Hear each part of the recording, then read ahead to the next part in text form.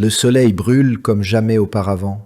Le cancer est en hausse. Est-ce une simple coïncidence? Nous allons le découvrir.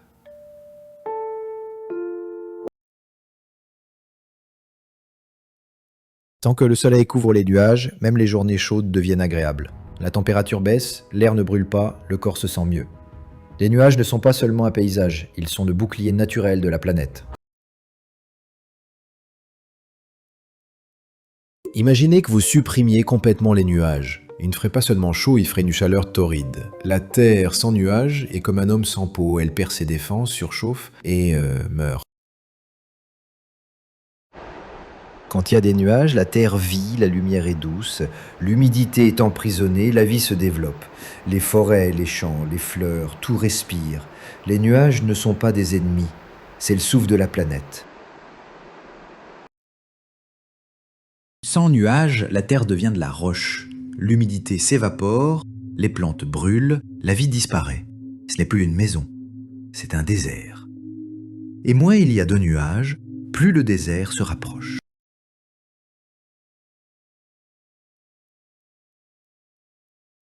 Le climat change, les températures augmentent.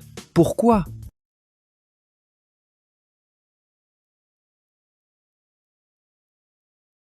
Jetons un coup d'œil sur le graphique de la température mondiale, il nous éclairera peut-être. Que voyons-nous? Avant 1965, une relative stabilité. 1965-1973, la période de la guerre et de l'opération Popeye, l'interférence climatique la plus importante de l'humanité dans le climat de la Terre. L'iodure d'argent est libéré dans l'atmosphère à une échelle sans précédent par milliers de tonnes, et à partir de là, la courbe de température globale augmente. Un accident?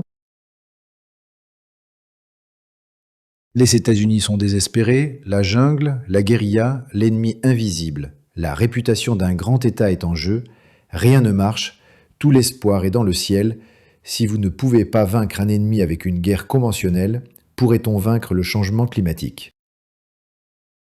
Un C-130E Hercule du 43e groupe aérien de la base aérienne de Pope en Caroline du Nord survole l'océan Atlantique.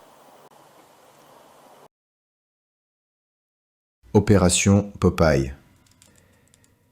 Les nuages au-dessus du Vietnam sont ensemencés avec de l'iodure d'argent.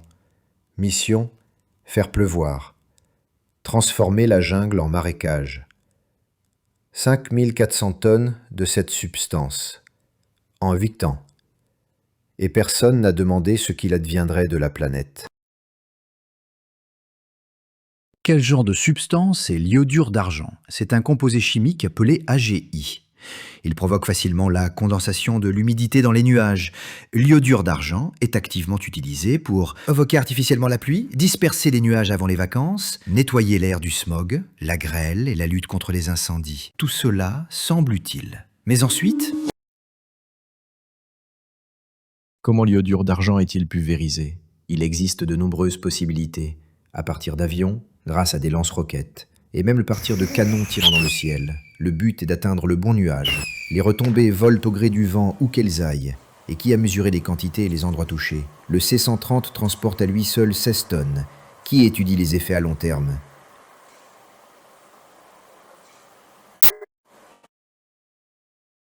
L'iodure d'argent est-il sans danger pour l'homme? Tout ce qui concerne l'iodure d'argent est entouré d'un sombre silence. Aucune évaluation toxicologique internationale digne de ce nom. La Ruine Bien 2018 a mené une étude, juste pour avoir une idée approximative à quel point cette substance pourrait être cancérigène, et les conclusions sont décevantes. D'après la formulation très prudente des conclusions, il existe une corrélation. Dans le domaine de l'utilisation de l'iodure d'argent, il y a une augmentation des cancers. Cela vaut la peine de regarder les graphiques. Et cette corrélation prudente se transforme en une corrélation évidente. L'iodure d'argent est une substance qui est pulvérisée dans l'air. Le cancer est une maladie qui se développe dans les poumons, le foie et le cerveau. Un accident ou un modèle? La guerre est terminée depuis longtemps, mais ses traces sont encore dans le ciel. L'iodure d'argent continue d'être pulvérisé dans le monde entier. En quelle quantité? Personne ne le sait. Les dosages ne sont pas publiés. Il n'y a pas de contrôle. On ne peut que parler du nombre de projets. Et si vous regardez cette carte, c'est inquiétant. Les programmes civils sont utilisés dans des dizaines de pays. La substance est la même, conséquence pour tous. Jetons un coup d'œil à la carte d'oncologie. L'Australie, la Nouvelle-Zélande, les États-Unis, la Hollande, le Luxembourg, l'Islande, la Norvège, le Royaume-Uni, l'Irlande et le Danemark ont le plus grand nombre de cas. D'après Bludacation. Passons maintenant à la question intéressante. Passons des états en première pense. Pourquoi y a-t-il moins d'oncologie au Japon, en Ukraine, même après Tchernobyl? Qu'en est-il de l'Afrique, en Amérique du Sud? Cette carte soulève des questions très sérieuses. On nous dit « La Norvège a beaucoup d'oncologie parce que les gens vivent bien et longtemps. » Ça peut être Pensons maintenant au Japon. Deux bombes atomiques, l'accident de Fukushima, densité de population, stress. Mais le cancer y est moins fréquent que dans la Seine Scandinavie. Alors où est le problème? Ah, peut-être que ce n'est pas les médicaments, mais l'atmosphère. Toxic gas tree. Nous savons que la poussière du Sahara atteint des États-Unis. Imaginez maintenant l'iodure d'argent, une poudre fine, spéciale, légère, volatile. Elle est pulvérisée dans les nuages, et les nuages sont entraînés dans des torrents, des cyclones, des typhons. Une pulvérisation et des milliers de kilomètres de dispersion. Regardons maintenant la carte des vents. Des États-Unis, du Canada et de l'Europe, le flux principal se dirige vers la Norvège, la Grande-Bretagne, l'Irlande et la Hollande. Là où il y a des éruptions cutanées, il y a des maladies. Là où le vent souffle, il tombe malade. Il y a évidemment d'autres raisons, mais cette tendance évidente est trop frappante pour ne pas être remarquée. Examinons à nouveau le tableau de l'oncologie. Que voyons-nous? L'Australie et la Nouvelle-Zélande sont officiellement considérées comme des zones à cancer. La cause? Les rayons ultraviolets et la proximité du pôle Sud. Mais y regarder de plus près, ce n'est pas logique. L'Afrique du Sud et l'Amérique du Sud sont des régions encore plus proches du pôle Sud. Et qu'en est-il? Il y a beaucoup moins de cancers là-bas. Bien sûr, il y a d'autres facteurs, mais convenez que ces contradictions sont trop éloquentes pour être ignorées. Maintenant, regardez à nouveau la carte des vents. Opération Popeye, Vietnam. Des milliers de tonnes d'iodure d'argent dans l'atmosphère. Et où les vents soufflent-ils? De l'autre côté de l'océan Indien, le long de l'Afrique, tout droit vers l'Australie. Certains diront que c'est une coïncidence, nous dirons question. Plus important encore, pourquoi personne ne veut-il nommer le véritable suspect, l'iodure d'argent? Pourquoi l'iodure d'argent est-il le premier suspect? Parce qu'il n'existe pas d'autre intervention systématique et à grande échelle dans l'atmosphère terrestre que la pulvérisation d'iodure d'argent. Et c'est l'iodure d'argent qui a été massivement et incontrôlablement pulvérisé dans l'atmosphère pendant des décennies afin de modifier délibérément le temps et le climat. Regardez bien ce miracle. La carte de la diffusion de l'anglais est presque identique à la carte de l'incidence du cancer. Il s'agit là encore d'un schéma évident, trop frappant pour être manqué. Les États-Unis, le Canada, le Royaume-Uni, l'Australie, la Nouvelle-Zélande et l'Irlande sont les leaders en matière de cancer. Et maintenant, souvenons-nous. L'iodure d'argent a commencé à être produit et pulvérisé en masse après 1946.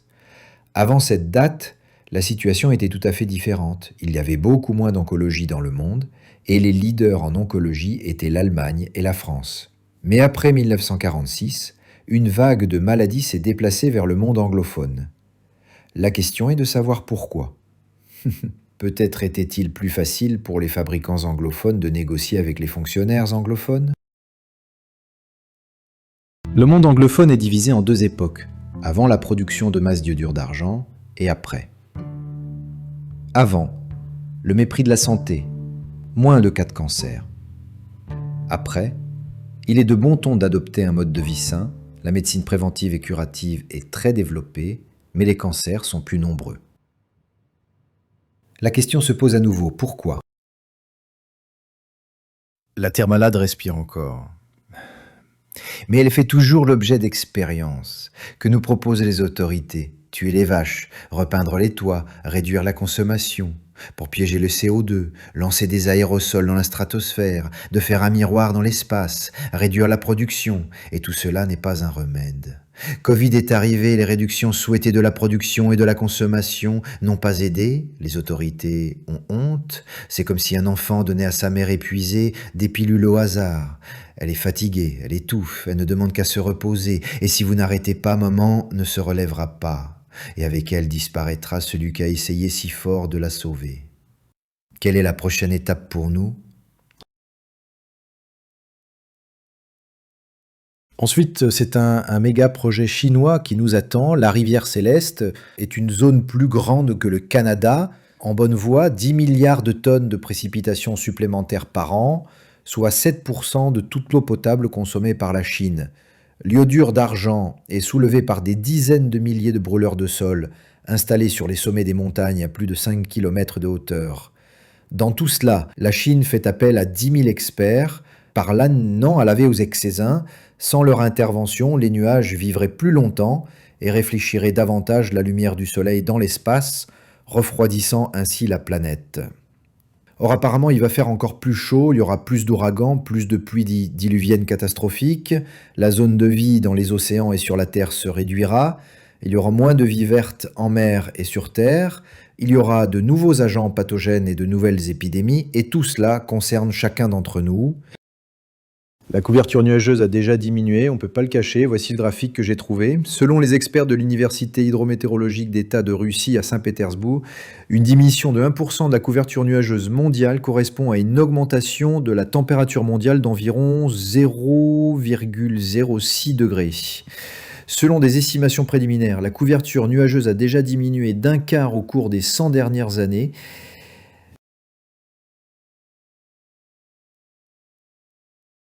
Que se passera-t-il lorsque les nuages seront davantage détruits? Et qui sait comment les hydrates de gaz CO2 et CH4 se comporteront dans l'océan?